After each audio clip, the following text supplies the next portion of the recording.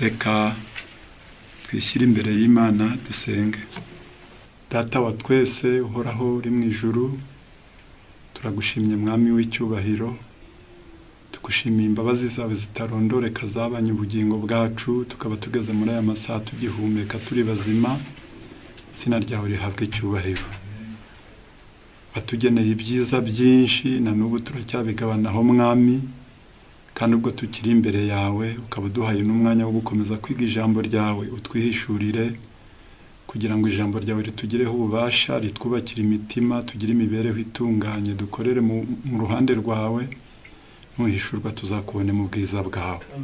Ngaho dufashe, kandi imbaraga y'umwuka wera ibane n'abavugana bumva, twese tugabanire hamwe imigisha yawe, tubigusaba ibintu mu izina rya Yesu, amen. Reka dukomeze dushima Imana ikomeje kutwitaho, ikomeje kuduha ibyiza by'uburyo bwinshi.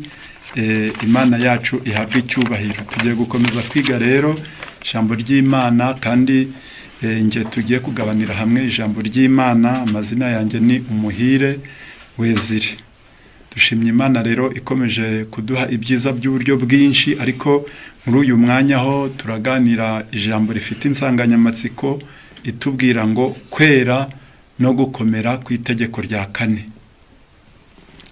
Itegeko, Imana ifite amategeko, nk'uko mu muryango haba amategeko, nk'uko mu butegetsi buba bufite ababuyobora, kandi buba bufite itegeko nshinga ryubatswe n'amategeko, uko niko n'Imana mu bwami bwayo ifite amategeko. Rero muri ayo mategeko turagerageza kutayavuga yose, ariko byibura turibanda ku itegeko rya kane, kuko turarivugaho kwera no gukomera kwaryo. Bavandimwe rero, nshuti bakundwa, reka tubamenyeshe ko Imana yibukije aya mategeko uko ari 10 mu gitabo cyo gutegeka kwa kabiri igice cya 20. Icyakora ntabwo ariho Imana yari itangaje amategeko, ahubwo aya mategeko yari asanzwe ariho. Ijambo ry'Imana muri iki gice cya 20 igitabo cyo Kuva, hatubwira neza ko umurongo waho wa 8 hatubwira neza ko Imana itari iri gutangaza amategeko, ahubwo yari iri kwibutsa. Yavuze amategeko, itanga urutonde, ariko igeze ku murongo wa 8 iravuga ngo wibuke kweza umunsi w'isabato. Iyo umuntu ari kwibutsa, nibyo musanzwe muziranyeho, nibyo musanzwe muzi mwaravuganye. Aha Imana igihe yavugaga ngo wibuke, nuko abo yabwiraga ngo bibuke bari basanzwe babizi. Ntabwo aha yari iri gutanga amategeko, ahubwo iri tegeko rya kane ikibazo ryari rifite nuko abari bashinzwe kuryubaha, abari bashinzwe kurikunda, abari bashinzwe kuriha agaciro, mu by'ukuri basaga n'abaryibagiwe. Bituma Imana ivuga iti wibuke kweza umunsi w'isabato, mu minsi 6 ujye ukora, aba ariyo ukoreramo imirimo yawe yose, ariko uwa 7 niyo sabato y'Uwiteka Imana yawe. Ntukagire umurimo wose uyikoraho, wowe ubwawe, cyangwa umuhungu wawe, cyangwa umukobwa wawe, cyangwa umugaragu wawe, cyangwa umuja wawe, cyangwa itungo ryawe, cyangwa umunyamahanga wawe uri iwanyu. Kuko mu minsi 6 ari y'Uwiteka yaremeyemo ijuru n'isi n'inyanja n'ibirimo byose, akaruhuka ku wa 7. Nicyo cyatumye Uwiteka aha umugisha umunsi w'isabato akaweza. Ngiri itegeko rya kane ubwo Imana yaritangazaga kwari ukwibutsa, kuko mu gitabo cy'Itangiriro igice cyaho cya 2 ku murongo wa 1 niho iri tegeko ryatangiriye, kuko Imana yarangije kurema ijuru n'isi n'inyanja n'ibirimo, Imana iraruhuka. Muri uko kuruhuka rero niho Imana yatanze iri tegeko. Turagerageza gusoma umurongo wa 1, haranditse hati ijuru n'isi n'ibirimo byinshi byose birangira kuremwa. Ku munsi wa 7 Imana irangiza imirimo yakoze, iraruhuka ku munsi wa karindwi imirimo yayo yose yakoze. Imana ihumugisha umunsi wa karindwi, iraweza kuko ari Imana yaruhukiyemo imirimo yakoze yose. Imana imaze gukora ntabwo ari uko yari irushye, kuko yaravugaga bikaba, yategeka bigakomera. Ariko nubwo byari bimeze gutyo itarushye, igeze ku munsi wa gatandatu Imana ihagarika imirimo, maze ku munsi wa karindwi Imana iraweza, irangije iwuha umugisha, iraruhuka. Ikintu gikomeye ni uko Imana yategetse ko uku iruhutse kandi itananiwe, uku iruhutse imirimo yayo, yashatse ko iki kiruhuko kibera mwene muntu umugisha, kandi kikanamubera itegeko akwiriye kubaha kugeza ku iherezo ry'ibihe. Kuko mu gitabo cyo Kuva igice cyaho cya 31 hari uburyo Imana yabipanze.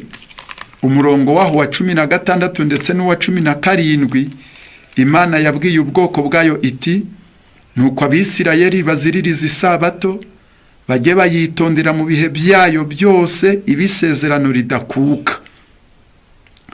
Ni ikimenyetso cy'iteka ryose hagati yanjye n'Abisirayeli, kuko iminsi 6 ariyo Uwiteka yaremeyemo ijuru n'isi, kuwa karindwi akarorera akaruhuka.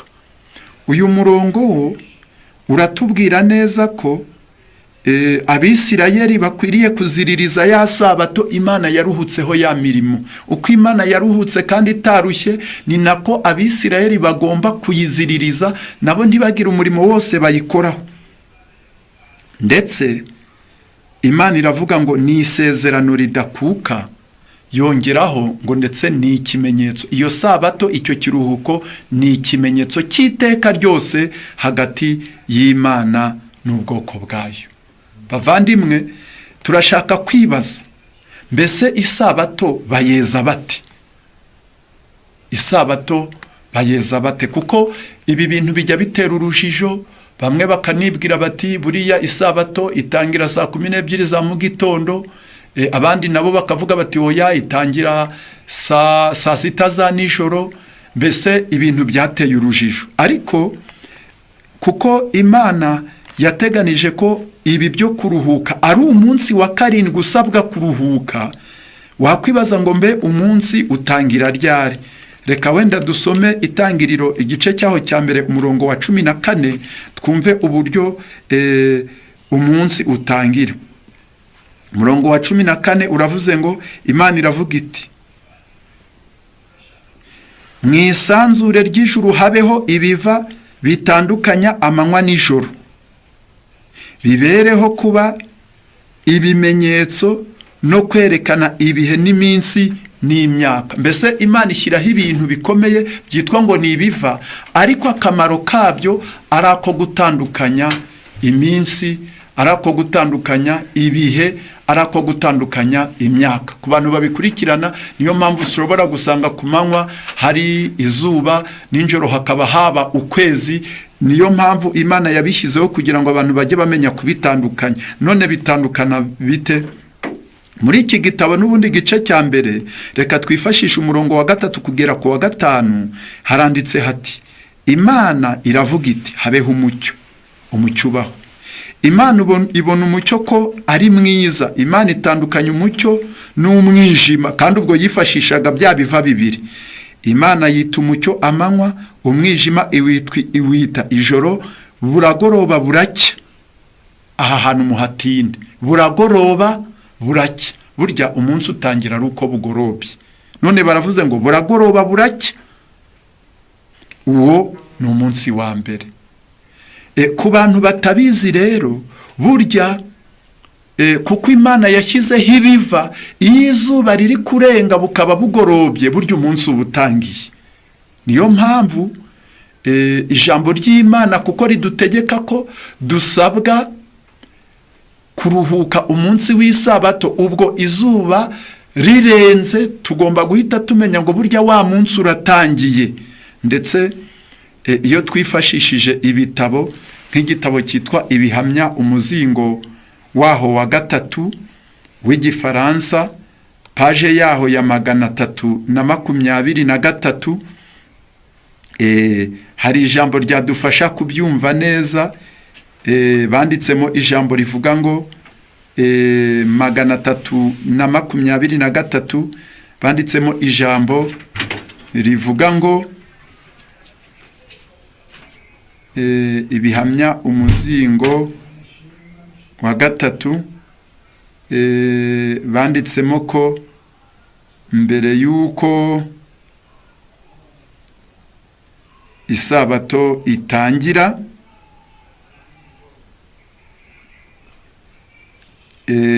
mbere yuko isabato mbere yuko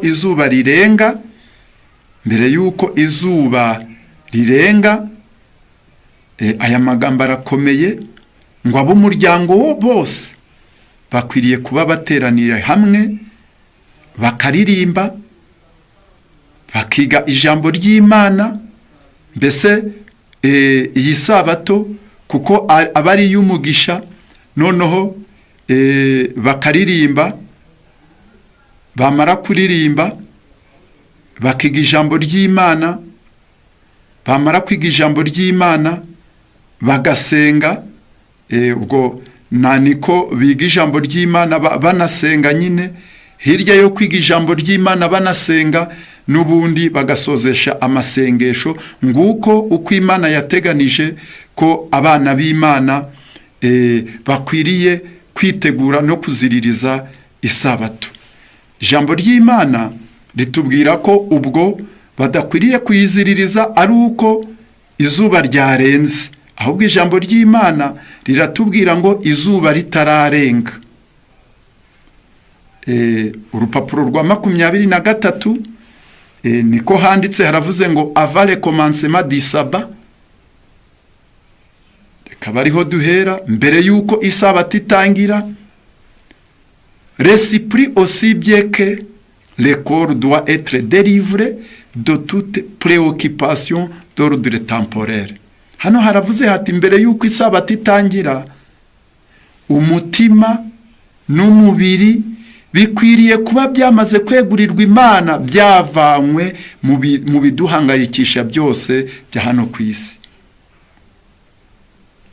Dieu a placé son sabbat à la fin de 6 jours d'ouvrage afin de nous permettre de considérer ce que nous avons fait pendant la semaine pour préparer à occuper une place dans ce royaume de pureté où il n'est permis de pénétrer aucun transgresseur de la loi. Hano haravuze hati Imana yashyize isabato hirya y'iminsi 6, iza ari umunsi wa 7, ngo kandi iyo minsi 6 niyo y'imirimo. Burya Imana yo yari yatekereje isanga byanga bikunze abana b'Imana bagomba gukora, ndetse nta nubwo Imana yibanje muri ibi by'ibiruhuko, ahubwo yaravuze ngo kuwa mbere, kuwa kabiri, kuwa gatatu irazamuka igera kuwa 6 ibanza umuntu kuko itikunda. Iteganya ko mu minsi 6 ukwiriye gukoramo imirimo yawe yose, yaba ibitekerezo n'imigambi ukabyerekeza mu mirimo yawe, ariko wagera kuwa 7, kuwa 7 ari naho twabonye ko mu by'ukuri ari naho twabonye ko uyu munsi wa 7 ukwiriye gutangira ryari izuba rirenze. Hano baravuze ngo avant le coucher du soleil que les membres de la famille se réunissent pour lire la parole de Dieu, chanter et prier. Hano baravuze ngo mbere yuko izuba rirenga, ntabwo ari izuba ryarenze ahubwo ritararenga rikigaragara, mbere yuko izuba rirenga ab'umuryango bose nibateranire hamwe biga ijambo ry'Imana, baririmbe kandi basenge. Kuko Imana rero yavuze ngo wibuke, hano niho bakomeje baravuga ngo une réforme est si nécessaire. Ahangaha hakwiriye ubugorozi. kuko abantu benshi bajya bakunda gushaka gutangira isabato ariko bakayitangira izuba ryarenze, kandi ijambo ry'Imana riravuze ngo avant le coucher du soleil, mbere yuko izuba rirenga. Nibwo ab'umuryango bakwiriye gusenga, bakaririmba, bakiga ijambo ry'Imana. Aha rero ngo hakwiriye ubugorozi, car une certaine négligence se manifeste chez un grand nombre à cet égard. Haravuze hati kubera yuko ubunenganenzi bwamaze kugaragara mu mugabane munini kuri iyo ngingo yo gutangira isabato. Abantu benshi bafite ubunenganenzi, niyo mpamvu hakenewe ubugorozi. Abiyita ko bakomeza isabato mu by'ukuri iyo witegereje bafite ikibazo. Niyo mpamvu ijambo ry'Imana ritubwiye ngo hakwiriye ubugorozi, yaba mu gutangira isabato, yaba mu kuyisoza. Aha hantu hakwiriye ubugorozi. Noneho reka tugere ku ngingo itubwira gukomera kw'iri tegeko rya kane, cyangwa se gukomera ku isabato. Mu gitabo cyo Kuva icya gice cya 31 hari uburyo Imana yagaragaje ko isabato ikomeye cyane. Igice cya 31 turasoma ku murongo waho wa 14, hagaragaza rwose ko isabato ikomeye. Haranditse hati nuko mujye muziririza isabato kuko ari iyera kuri mwe, uyiziruye ntakabure kwicwa. Muri kumva ko Imana yari yaratanze itegeko mu bihe bya kera ko umuntu wihandagaje iri tegeko ntariha agaciro karyo kandi rikomeye, Imana yari yarateganije ngo ntakabure kwicwa.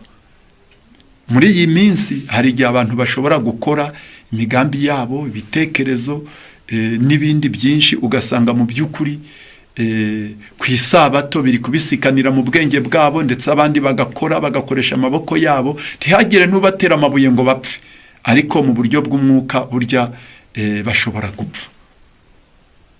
Ndatanga urugero rw'ibyabaye ku mukecuru umwe mu gitabo cyo Kubara igice cya 15 umurongo wa 32.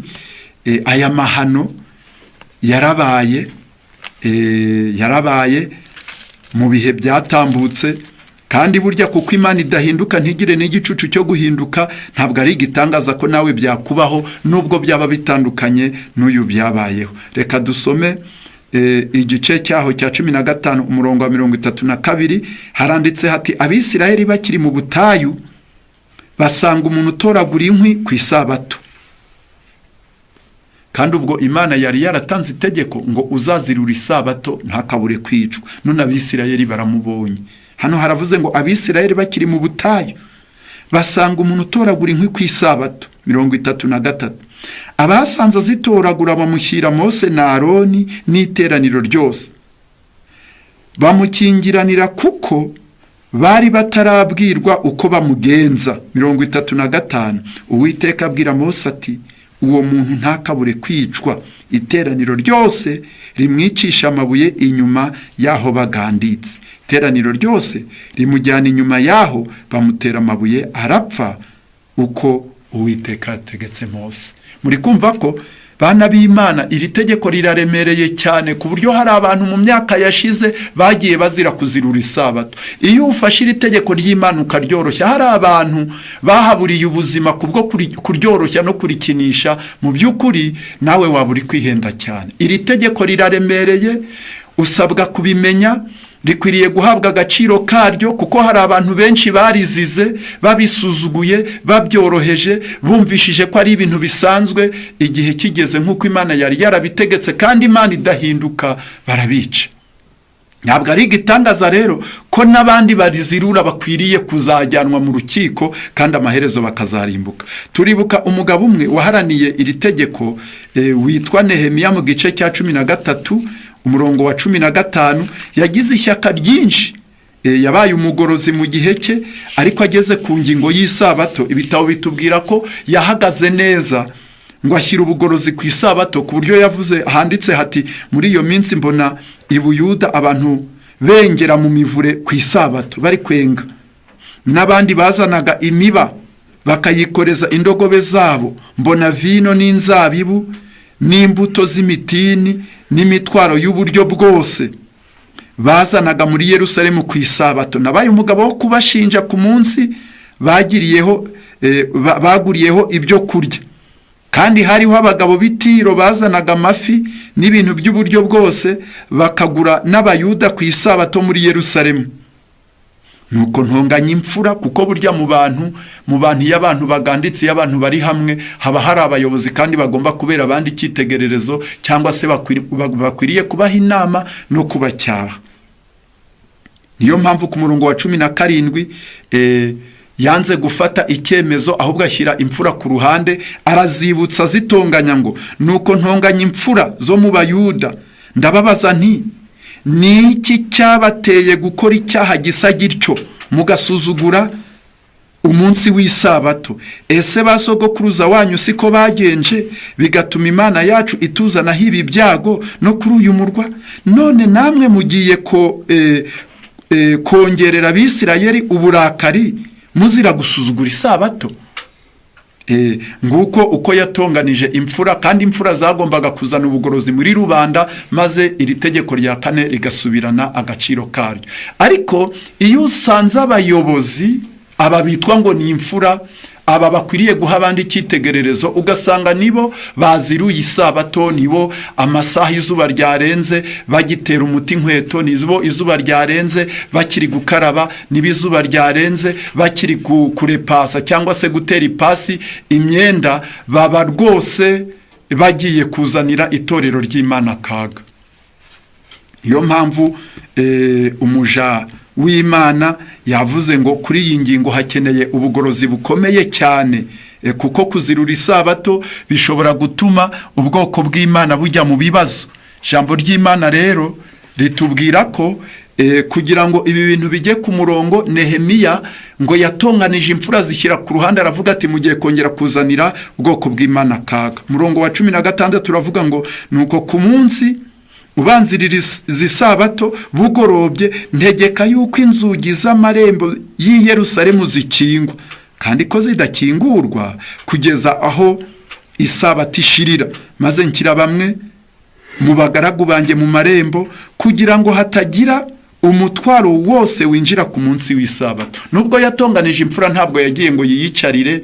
Mu by'ukuri yabwiye imfura ati murabe maso, kuko ibi byatuzanira kaga. Ariko nawe ntiyicara, ahubwo ashyira ngo abagaragu be ku marembo, kugira ngo bakomeze kugenzura niba iri tegeko ry'Imana ubugorozi bwaryo bwaba buri gushyirwa mu ngiro. Bavandimwe, burya iri tegeko rya 4 rifite agaciro karemereye, ku buryo kurizirura ni ukwizanira ibyago bikomeye. Mbese ikibazo, bazirura isabato bate? Ndavuga wenda mu buryo butatu uburyo ushobora kuzirura isabato. Uburyo bwa mbere ni ukudakora mu minsi 6, ukabaho wicaye uri simbirimo, iminsi 6 ikarangira udakoze, kuko ijambo ry'Imana ryatubwiye ngo mu minsi 6 ujye ukora. Ubwo rero muri ya minsi 6 iyo udakoze, mbese ubundi ku wa 7 wazaruhuka iki, aho muri iyi minsi 6 ntacyo wakoze? Ya minsi 6 iyo udakoze, ukaba uri simbirimo, ukaba umunenganenzi, burya uba wamaze kwica iri tegeko rya 4. Icya kabiri, uba wishira itegeko rya 4 igihe cyose uri kubona izuba rirenze hari imirimo weho ugikora. Nari nagerageje kubivuga, hari n'abayoroshya bakanatongana babonye amasaha ari kubafata, ariko iki gitabo cy'ibihamya by'itorero umuzingo wa 3 cyo kiratubwira ngo burya isabato ikwiriye kwitegurwa mu minsi 6, ngo imyambaro ikwiriye kuba yaratunganijwe kera, ngo ntabwo burya ku munsi wo kwitegura isabato ari wo munsi wo gutunganya imyambaro, umesa, ukora n'ibindi. Oya, ahubwo ibyo bikwiriye kuba byarakozwe mbere. Kuri uwo munsi wo kwitegura hagakorwa imirimo yoroheje, kugira ngo aya masaha yera aze kugera wamaze kwitegura neza. Rero iyo izuba rirenze hari imirimo weho ugikora, nubwo yaba yoroheje, uba wamaze kwica rino tegeko rya 4. Icya gatatu ndavugaho kinakomeye, ni ukwitwaza imirimo y'ubutabazi cyane cyane nko ku barwayi, ukavuga uti mfite abarwayi ndajya gusura, mfite abarwayi bari no ku bitaro ndabagemurira, kandi abo barwayi barangije iminsi, wakagombye kuba warabagezeho muri ya minsi 6, maze warangiza ukajogora wa munsi Imana yashyize ku ruhande, uvuye mu mirimo yawe ukavuga ngo ibi byo biremewe nzajyayo kuri uyu munsi w'isabato. Icyo gihe nabwo iri tegeko rya 4 uburyishe. Wenda ndagerageza kubaha umurongo aho Imana yasobanuye neza ibikwiriye gukorwa kuri uyu munsi, kandi iyo utabikoze ubukoze icyaha gikomeye. Igitabo cy'Abalewi igice cya 23 guhera ku murongo waho wa mbere kugera ku wa 3 haranditse hati: Uwiteka abwira Mose ati, bwira Abisirayeli uti, iminsi mikuru y'Uwiteka mukwiriye kuranga ko ari iy'amateraniro yera. Iyi niyo minsi mikuru yanjye. Umurongo wa 3: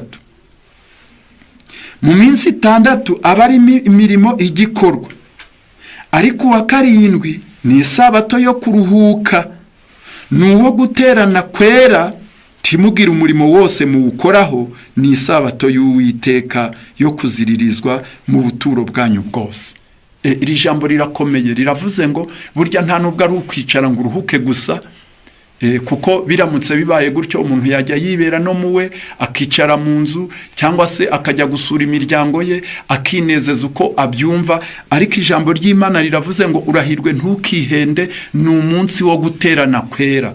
Rero birashoboka ko wagira umuvandimwe wo mu muryango yarwara bitunguranye, bikagusaba ko ujya kumureba cyangwa se umujyanira ibyangombwa ku munsi w'isabato. Ariko iyo iminsi 6 yarangiye, wibereye mu byawe kandi wa murwayi ari kwa muganga, warangiza ku munsi wa 7 ari wo guterana kwera, ukawujogora ngo ugiye gukora ya mirimo y'ubugira neza, uretse kujya guterana n'ubundi sabato uba wayiziruye. Erega mu gitabo cy'Abaheburayo igice cya 10 umurongo wa 25, burya uyu murongo ubwira n'abandi bantu bagerageza gukora imirimo nubwo yaba ari y'ubugira neza kuri uyu munsi, kandi bari bafite uburyo bwo kuzayikora mu yindi minsi, ariko bakabyirengagiza, bakajogora uyu munsi w'amateraniro wo guterana kwera, bati reka bari bwo tujya kureba imiryango yacu cyangwa inshuti zacu zimerewe nabi. Umurongo wa 25 rero w'igice cya 10 mu Baheburayo haranditse hati: twe kwirengagiza guteranira hamwe nk'uko bamwe bajya bagira. Benshi bajya birengagiza guteranira hamwe bitwaje ko imirimo yo gufasha, imirimo yo kugira neza, ugirira neza abarwayi, ushobora kuyikora ntugibweho n'urubanza ku isabato. Barangiza mu minsi 6 bagakora imirimo yabo bishakiye ya business bazanira inyungu, maze ku wa 7 akaba ariho baharira wa murimo w'ubugira neza, ryahame ryitwa guterana. Ku murongo uravuze ngo ni umunsi wo guterana kwera, maze bakarikandagira. Hano rero haravuze ngo twe kwirengagiza guteranira hamwe nk'uko bamwe bajya bagira, ahubwo duhugurane, kandi uko mubonye urya munsi wegera muba ariko murushaho kugenza mutyo. Rero bavandimwe, nshuti bakundwa, ni ikibazo kiremereye iyo iyi minsi 6 uri gukora imirimo yawe yose ukayitaho, ufite inshuti, ufite imiryango irwaye, ntuyirebe, ntuyisure, ntuyigoboke, warangiza kuri uyu munsi w'amateraniro akaba ari ujogora. Mu by'ukuri nabyo uba uhemutse, kandi uba wishe ryahame rivuga ko uyu munsi ari uwo guterana kwera. Byari bikwiriye ngo uyu munsi tuwuha agaciro cyane. Muri iki gitabo cy'ibihamya umuzingo wa mbere, paje ya 574 mu Gifaransa, baranditse ngo iyo washatse kuzirura isabato, impamvu zose watanga ntabwo zakwemerwa. 574 baranditse ngo les circonstances ne sont pas des excuses. Burya uramutse ufite ingorane cyangwa inzitizi zakugwiririye, ngo ntago zikwiriye kuba urwitwazo rwo kuba iri tegeko utariha agaciro. baravuze bati les circonstances ne justifieront jamais celui qui transgressera le jour du sabbat. Ingorane zizagwirira umuntu ntabwo zizatsindishiriza namba umuntu wakoze ku isabato.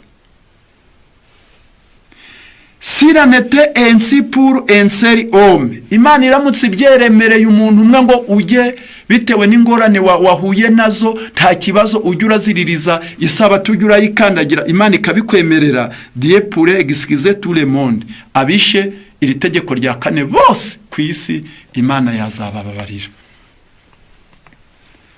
Inshuti bakundwa, uramutse wihenze ukavuga uti mfite ingorane byagenze gutya nari nagiye aha, mbese ngo iramutse yakwemera zimwe mu ngorane wahuye nazo ikavuga iti nshingiye kuri izi ngorane nkwiriye kumubabarira, ijambo ry'Imana riratubwiye ngo ubwo kaba kabaye ngo Imana yazababarira n'abandi bagize ingorane bakica itegeko bose.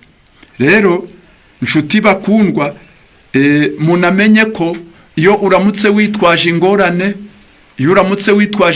ukicira itegeko rya kane, cyane cyane wari uzwi nk'umuntu w'imfura ukwiriye kuriha agaciro, iki gitabo kitubwira ngo ubutanzi urwaho ngo Imana ntiyakubabarira, ngo kandi iramutse yakubabarira ukazajya mu ijuru warakandagiye rino tegeko rya kane, ngo ubwo yazababarira n'isi yose y'abari basira itegeko rya kane. Ahubwo ubusabwa gutanga icyitegererezo cyiza cyangwa kibi, kandi ijambo ry'Imana ritubwira ko hari abantu bigeze batanga ibyitegererezo bibi mu kwica iri tegeko rya kane, ngo baba inkomyi ndetse baba ibisitaza.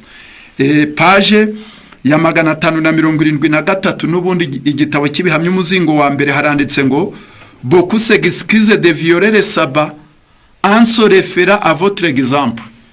Benshi bajya bakandagira isabato ngo ariko bakitsindishiriza ngo bakitsindishiriza ariko bitewe n'ingero cyangwa se ibyitegererezo mwabahaye. Mbese iyo bakubonye wishe isabato, nubwo waba uri kuvuga ngo ngewe ngo mfite circonstance, ngo mfite impamvu, mfite ingorane, mfite inzitizi, ngo hari abandi bajya bakandagira isabato ngo bakurikije icyitegererezo cyawe. Barakomeje bati il prétend que si un homme respectable qui croit que le 7e jour est le sabbat peut travailler ce jour-là car les circonstances semblent l'exiger, sans doute peuvent-ils faire de même sans être condamnés. Baravuga bati iri jambo riraremereye nyabuna muryumve. Baravuze bati baravuga abo bantu bakandagira isabato bati niba uriya muntu wari imfura wizeraga neza ko isabato ari itegeko rya kane ashobora gukora kuri uriya munsi ngo nuko yahuye n'ingorane runaka, ni ikimenyetso cy'uko natwe dukwiriye gukora dukwiriye kuribata iri tegeko rya kane, tugakora imirimo yacu ku isabato kandi ntituzacibweho iteka. Beaucoup d'hommes se révèrent contre vous au jour du jugement. Niyo mpamvu imitima myinshi cyangwa abantu benshi bazahaguruka badushinje, bazaduciraho iteka ku munsi w'urubanza. Et présenteront votre cas comme une excuse d'avoir violé la loi de Dieu. Kandi bazerekana inshuro nyinshi mwagiye mwica iryo tegeko mukiri isabato cyangwa amasaha yari akabasanga mukiri mu mirimo, maze nibarangiza bavuge bati buriya icyitegererezo cyanyu nicyo cyatubereye intandaro yo kwica itegeko ry'Imana.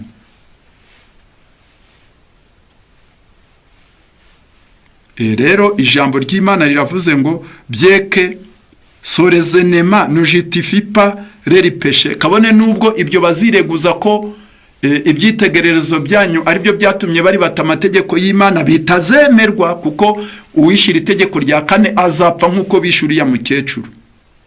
Rero nubwo ibyireguzo byabo byuko mwababereye ibyitegererezo bibi bitazemerwa, mais ce sera contre vous quelque chose terrible. Ariko namwe mwatanze ibyo byitegererezo bizababera ishyano, bizababera umwaku, bizababera ibintu biteye ubwoba. Bavandimwe, nshuti bakundwa, burya dusabwa kumenya neza ko iri tegeko rya kane rikwiriye guhabwa agaciro karyo, kandi biramutse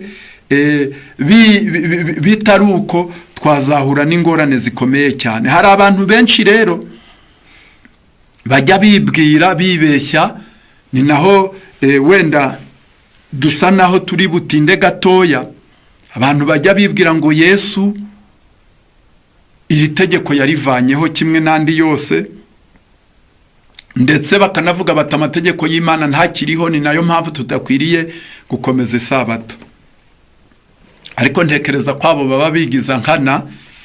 Ubivuze ufite amategeko mu muryango washyizeho, kandi gahunda yawe mu muryango ishyigikiwe n'amategeko, ukaza ugasanga aya mategeko bayishe, ntekereza ko bitakugwa amahoro. Mu muryango haba amategeko awuyobora, mu gihugu haba amategeko ayobora icyo gihugu, ndetse no mu itorero haba amategeko y'Imana ayobora itorero.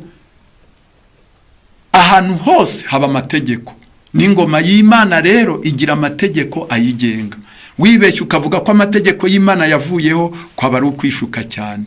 Ku buryo mu gitabo cya Matayo igice cya 5 umurongo wa 17, Yesu yarabyamaganye ku bashaka kumubeshyera ko ahari wenda yaba yaraje agakuraho amategeko. Yarabihakanye, yaravuze ati mwe gutekereza ko naje gukuraho amategeko cyangwa ibyahanuwe, ababitekereza mu bishyire ku ruhande. Ijambo ry'Imana riravuze ngo mwe kubitekereza. Usibye no kubivuga, usibye no kubyigisha, urahirwe no kubitekereza ntukabikore. Mwe gutekereza ko naje gukuraho amategeko cyangwa ibyahanuwe. Sinaje kubikuraho, ahubwo naje kubisohoza. Iri jambo rirakomeye, kandi ndababwira ukuri yuko ijuru n'isi kugeza aho bizashirira, amategeko atazavaho inyuguti imwe cyangwa agace kayo gato, kugeza aho byose bizarangirira. Rero amategeko y'Imana ntahinduka, ntabwo azavaho. Ahubwo reka nambabwire ko iri tegeko rya kane ryo, dukurikije uko twasomye mu gitabo cyo Kuva igice cya 31 ku murongo waho wa 16, batubwiye ngo nuko Abisirayeli bazeririza isabato, bajye bayitondera mu bihe byayo byose, ngo ibisezerano ridakuka. Bageze ku murongo wa 17 baravuga ngo ni ikimenyetso. Ubwo isabato ni ikimenyetso kiranga ubutegetsi bw'Imana. Ni nayo mpamvu mu gitabo cya Luka, kuko iyo bavuze ikimenyetso ni ibendera, kandi buri butware bwose bujya bugira ibendera riranga ubwo butware. Rero muri iki gitabo cya Luka igice cya 6 umurongo wa 5, nicyo cyatumye Yesu avuga ngo kandi arababwira ati umwana w'umuntu ni umwami w'isabato. Ubwo niba umwana w'umuntu afite ubutware, noneho ubwo butware, ikimenyetso cy'ubwo butware ngo ni isabato. Rero nkuko namwe muba mubizi, iyo bari kuzamura idarapo cyangwa se baryururutsa, hari amategeko n'amabwiriza bigenga, ku buryo uramutse unyuranije nayo ubusuzuguye bwa butware. Satani yigometse mu ijuru, agomera ingoma y'Imana, abitoza n'abandi, kandi uwo mugambi yakoze mu myaka yatambutse ntago yigeze awureka. Ni nayo mpamvu mu gitabo cy'Ibyahishuwe igice cya 12 umurongo wa 12 haranditse ngo wajuruwe namwe abaririmo nimwishime, naho wowe wasiwe nawe wanyanja we mugushije ishyano, kuko Satani yabamanukiye afite umujinya mwinshi, azi yuko afite igihe gito. Iri jambo muryumve neza. Mu ijuru aho Satani yateye imivurungano no kutumvira, kandi 1/3 cy'abamarayika bakamuyoboka, kugeza na n'ubu bakaba bari mu kaga karemereye. Babonye intambara ishoje, Satani atsinzwe mu ijuru, baravuze ngo wajuruwe namwe abaririmo nimwishime. Ariko kuko Satani yaramanukiye isi, ijambo riravuga ngo naho wowe wasiwe nawe wanyanja we mugushije ishyano. Kandi koko ishyano ryaratugwiriye, kuko Satani icyo akora mu mayeri ye n'ubucakura bwe ajya atera ubwoko bw'Imana cyangwa abana b'Imana kugomera ingoma y'Imana, basuzugura ikimenyetso kiranga ubutegetsi bwa Yehova. Nyamara ntabwo Imana yari yarigeze iteganya na gato ko abantu b'Imana, ahubwo Imana yashakaga ko abantu bayoboka ingoma yayo, bakumvira amategeko yayo, cyane cyane irya kane riranga ubutegetsi bw'Imana. Ni nayo mpamvu n'igihe Yesu yari ari ku isi, iteka ryose yajyaga aziririza iri tegeko. Musomye mu gitabo cya Luka igice cyaho cya 4 umurongo wa 16 hatubwira ko buri sabato Yesu yari yaramenyereye kujya mu materaniro agasenga, karirimba agasenga, agafatanya n'abandi kwiga ijambo ry'Imana. Ndetse Yesu yaranavuze ku musozo w'umurimo we mu gitabo cya Matayo igice cya 24 umurongo wa 20, yagiriye inama twe tuzaba turiho mu minsi y'imperuka ngo twe kuzihenda twishuka twibwira yuko hari amategeko y'Imana yavuyeho cyangwa se hari isabato yaba yaravuyeho. Aravuga mu mvugo ya gihanuzi ati, namwe musengere kugira ngo guhunga kwanyu kutazabaho. Yarakoresheje ijambo ryo mu gihe kiri imbere, future cyangwa se avenir. Yaravuze ngo namwe musengere kugira ngo guhunga kwanyu kutazabaho, kuko yateganyaga ko mu bihe biri imbere isi ishobora kuzagwa mu bibazo, ubuhanuzi bushobora kuzasohorera ku bana b'Imana, rimwe na rimwe bakajya bava mu karere berekera mu kandi, bikazabasaba gukora cyangwa kwikorera imizigo. Arangije aravuga ngo namwe musengere kugira ngo guhunga kwanyu kutazabaho mu mezi y'imbeho cyangwa ku isabato. Ubwo rero bana b'Imana, abirirwa bishuka babeshya cyangwa se bibwira ko Imana yakuyeho amategeko yayo, ku buryo bajya banakandagira itegeko rya 4, ikiruhuko Nyagasani yahaye ubwoko bwayo, bakumva kitazahabwa agaciro, bari mu kaga karemereye cyane. Mu gitabo cy'Ibihamya umuzingo wacyo wa 3 ku rupapuro rwaho rwa 32 banditsemo ijambo rikomeye riri kuvuga ngo dukwiriye byanga bikunze gufuhira, kugirira ifuhe iri tegeko ry'Imana. Uranibaza ngo ni iyihe mpamvu dukwiriye kugirira ifuhe iri tegeko ry'Imana? Ariko ijambo ry'Imana riravuze ngo abazi neza agaciro k'iri tegeko ngo bakwiriye kugirira ifuhe iri tegeko rya Nyagasani. Baranditse ku rupapuro rwa 22 bati, nous devons veiller jalousement sur le commencement et la fin du sabbat. Tugomba kugirira ifuhe rikomeye mu gutangira ndetse no mu gusoza aya masaha yera. Uko abana b'Imana bakwiriye kuyitangira izuba ritararenga, bakahagirira ifuhe, bakashinga agati, bakaririmba, imirimo yose bakaba bayishyize ku ruhande. Mu bwenge ibitabo bivuga iby'isi byashyizwe ku ruhande, ahubwo abana b'Imana baririmba gusa, basenga, bashima Imana, biga ijambo ryayo. Ngo ibi dukwiriye kubigirira ifuhe. Souvenons-nous que chaque instant de ce jour est saint. Kandi ntitwibagirwe ko buri kanya kose ko muri uwo munsi karera. Niyo mpamvu consacré au Seigneur, reka natwe tukegurira Imana, cyangwa se aka kanya akariko kose ko muri uyu munsi tukitangeho, tugatunganiriza Imana, imirimo yose tube twayishyize ku ruhande. Niyo mpamvu bavandimwe dukwiriye kwitonda cyane.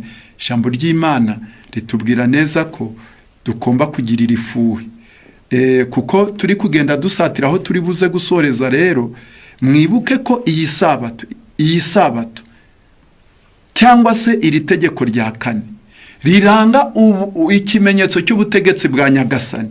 Ijambo ry'Imana ritubwira ko rizakomeza kuba intego hagati y'intambara hagati ya Kristo na Satani.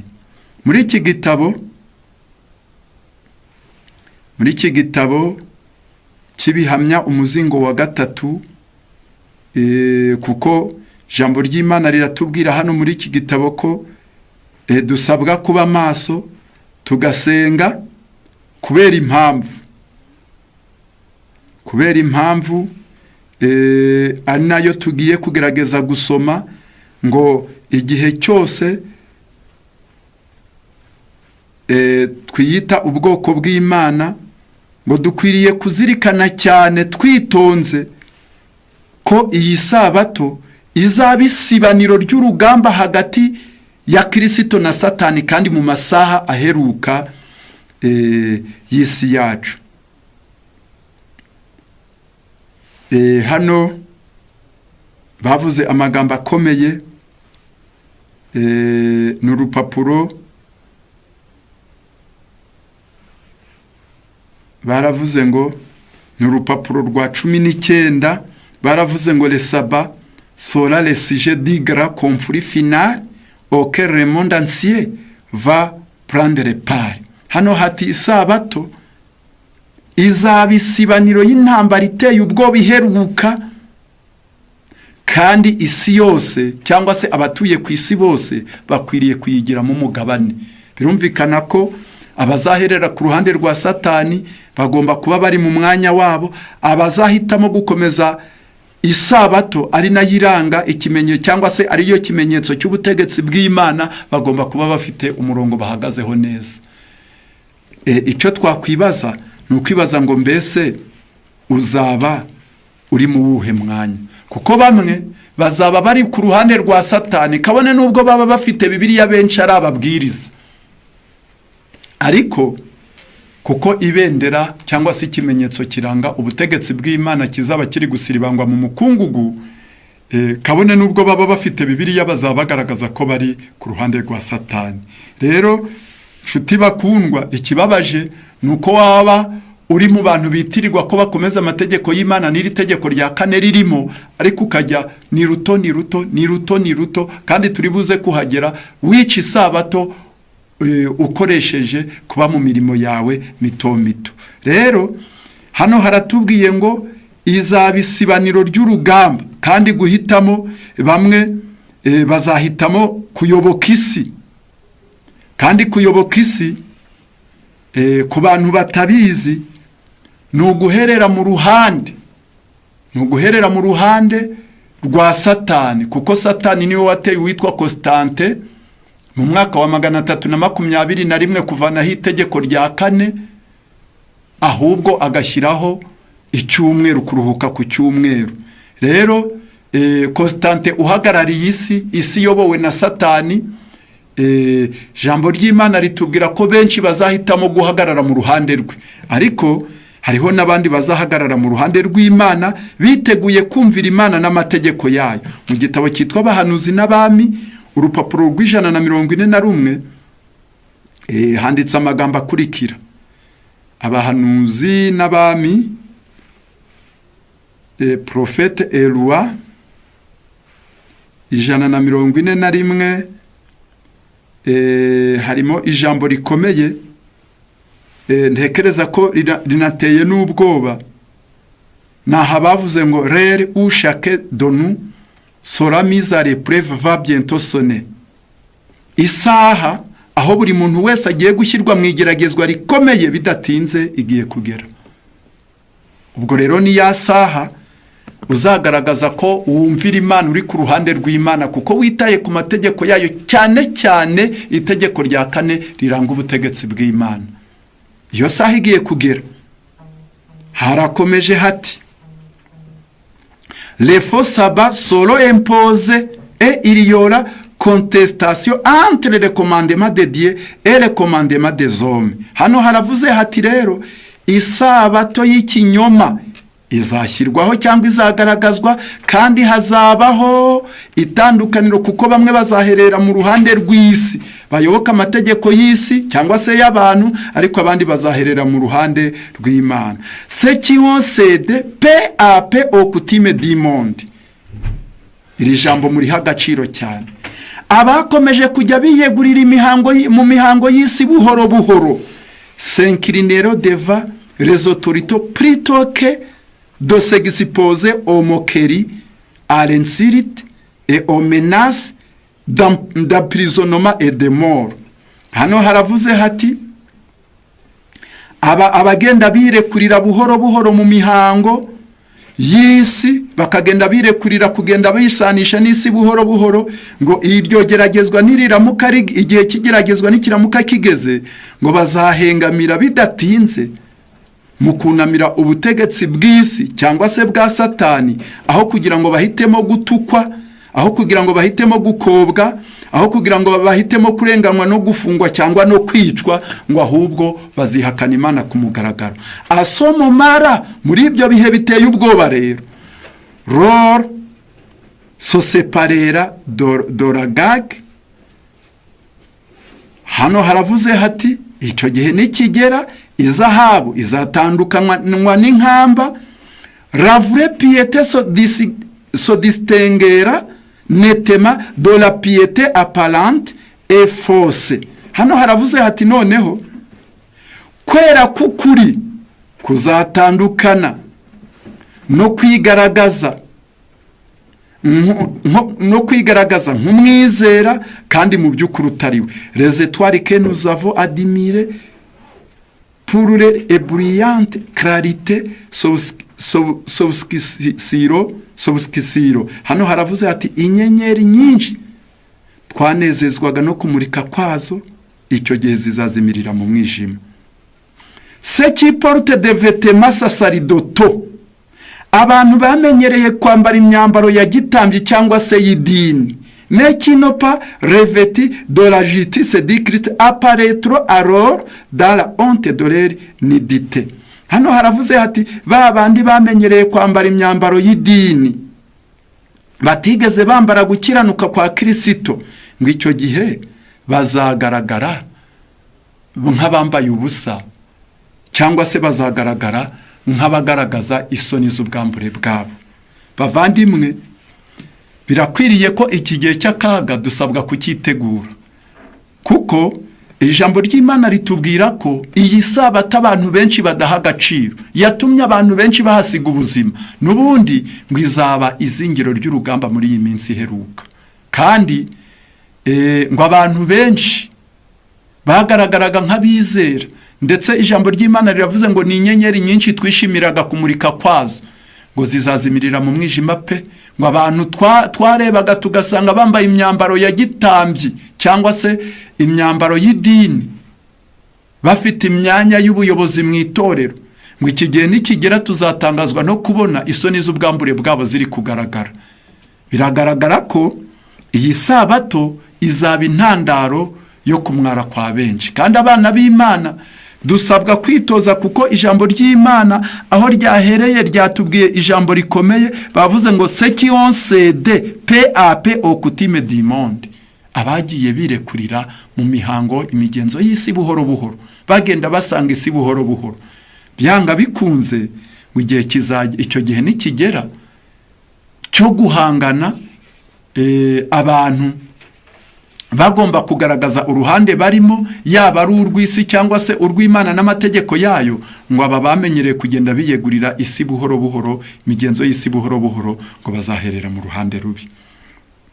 Birakwiriye ko dusabwa gutinda cyane kuri iki kimenyetso, tukagiha agaciro kacyo, kuko ijambo twiganaga niritubwira ko tugomba kumenya kwera no gukomera kw'iri tegeko rya kane. Kandi utazabimenya wese ngo amenye ko iri tegeko ari iryera, ngo amenye ko ari itegeko rikomeye cyane mu mategeko y'Imana uko ari 10, ngo amenye ko rizaba imbarutso y'intambara ikomeye cyane yo kurangira kw'iyi si, ahubwo ngo agakomeza kugenda yisanisha n'isi buhoro buhoro, amaherezo kabone nubwo yabasenga mu itorero ry'ukuri, amaherezo ngo azaherera mu ruhande rubi. Rero muri iki gitabo n'ubundi cyitwa Abahanuzi n'Abami cyangwa se Prophète et Roi, page yacyo y'ijana na 35 hatubwiramo amagambo akomeye batubwiramo amagambo akomeye, ndetse aya magambo agaragaza ko dukwiriye kuzagira uruhande duhereramo bidatinze. Baranditse ngo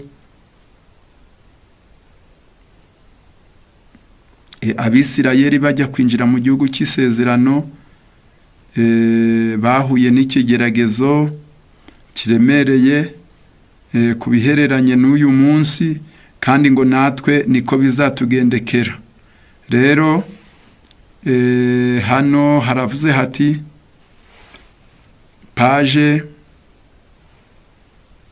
135 135 baranditse bati Dieu avait aussi placé un poteau indicateur sur la route des voyageurs de notre globe.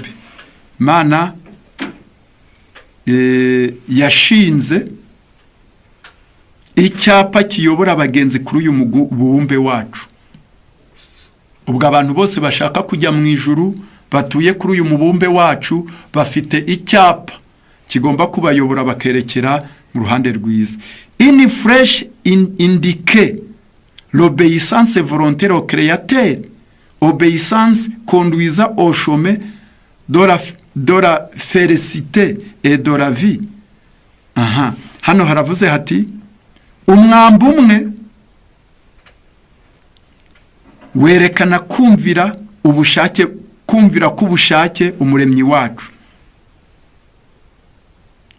kandi uwo mwambi werekana kumvira kuyobora mu nzira igana ku bugingo buhoraho. L'autre indique la désobéissance mena au chemin de la misère et de la mort. Ariko undi mwambi wo nta gushidikanya werekera ahantu habi, werekera ku rupfu. Iri jambo rirakomeye, kandi ubwo hano baranditse baravuga ngo uwo mwambi nta wundi ni iri tegeko rya kane. Ni iri tegeko rya kane ngo niryo rigaragaza kumvira umuremyi wacu, tukaba twumvira ubutware bwe.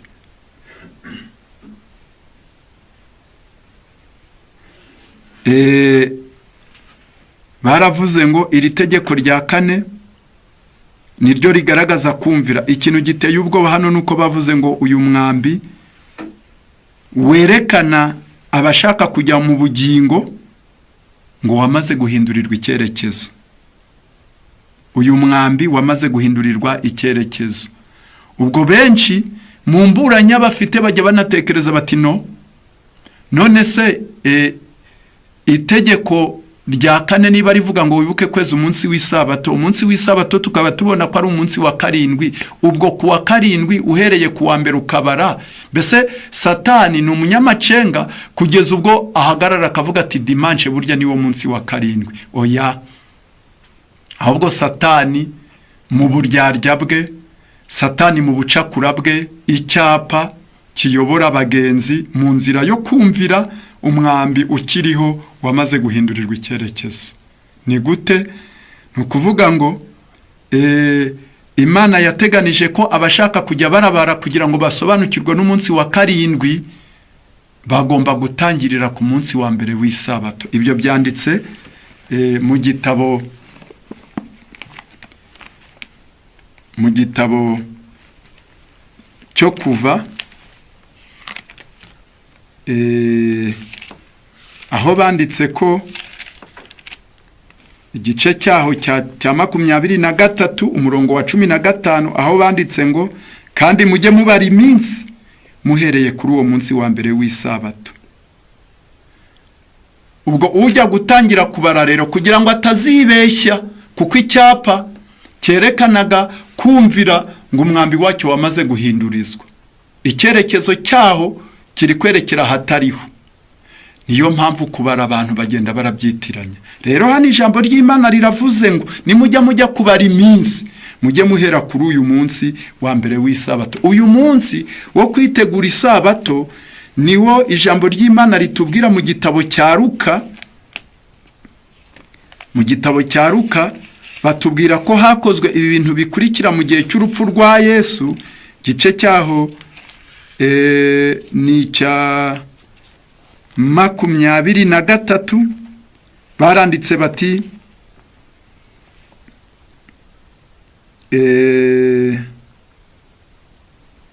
murongo waho wa 50, reka mpere 50, haranditse ngo umuntu witwaga Yosefu yari umujyanama wo mu Bayuda w'umunyangeso nziza kandi ukiranuka.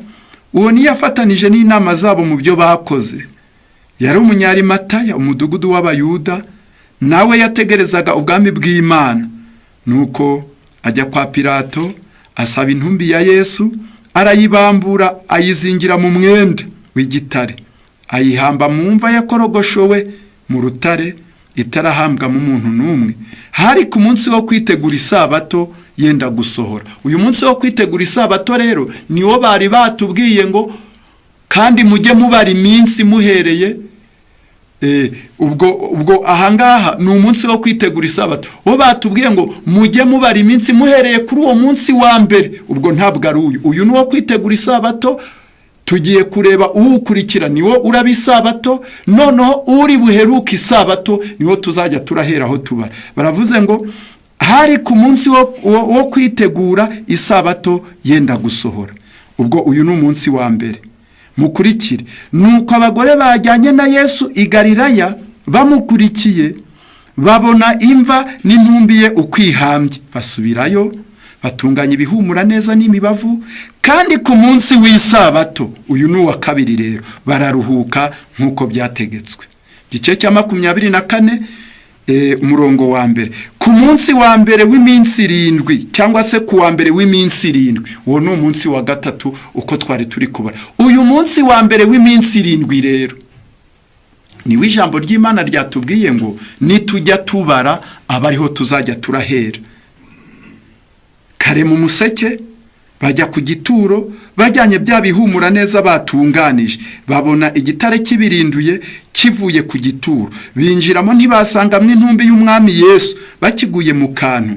Abagabo babiri bahagarara aho bari, bambaye imyenda irabagirana. Abagore baratinya, bubika amaso. Nuko abo bagabo barabaza bati, niki gitumye mushakira umuzima mu bapfuye? Ntari hano, ahubwo yazutse. Wenda mwakomeza kwisomera, ariko uyu munsi isabato irangiye, umunsi wakurikiye isabato, ari nawo batubwiye ngo burya tujye tubara iminsi duhereye kuri uwo munsi. Ubwo niwo dukwiriye guheraho.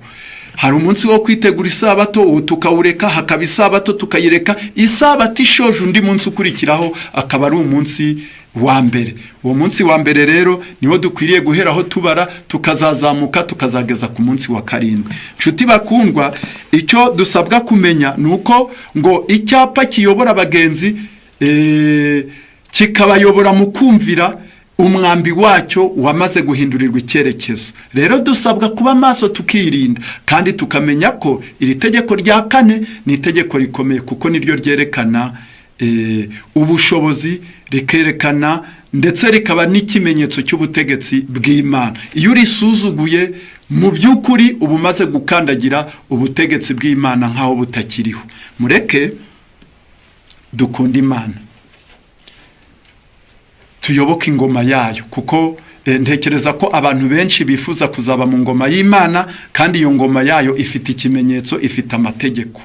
Rero kuko amabwiriza yo mu ijuru akwiriye gutangirira hano ku isi, dukwiriye kuba nyambere mu bantu bagaragaza ko bashyigikiye ubwami bw'Imana hano ku isi. Bityo tukaba abantu b'Imana bo mu ngoma y'Imana, kandi tukaba twiteguye kwimurwa. Nubwo iyi sabato yazaba ikimenyetso cy'isibaniro, ariko tukazaba dufite imbaraga zo guherera mu ruhande rw'icyiza. Mureke Imana iduhe kubitekerezaho, iduhe imbaraga zo guhitamo neza, iduhe imbaraga zo kujya turitegura, kandi tukubaha uyu munsi wa Nyagasani, tukaweza nk'uko itegeko ry'Imana ribidusaba, kugira ngo bizadushoboze kwinjira muri iyo ngoma y'Imana.